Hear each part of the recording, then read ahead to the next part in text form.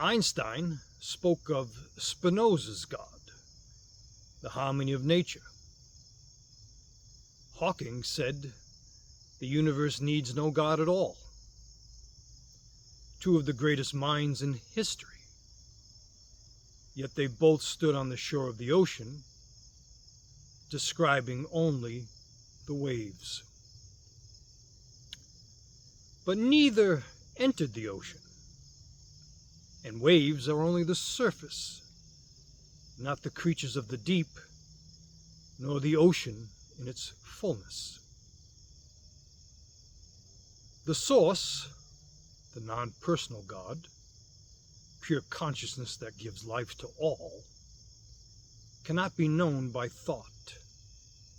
To know it, the ego must die, and it is experienced directly. A personal God, what has come to be known as the Holy Spirit, is revealed only when you love with all your heart, with all your soul, and with all your mind, as it is written in Scripture. Think of the source as the sun, vast, radiant, shining on all without preference. The Holy Spirit is like a flame from that sun. The sun gives life to everything, but the flame meets you personally,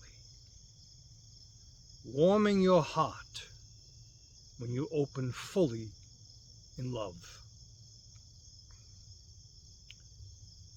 I can't explain mathematics like Einstein, nor cosmology like Hawking. But I have experienced both. The love of the Holy Spirit and the stillness of the non-personal source, pure consciousness itself.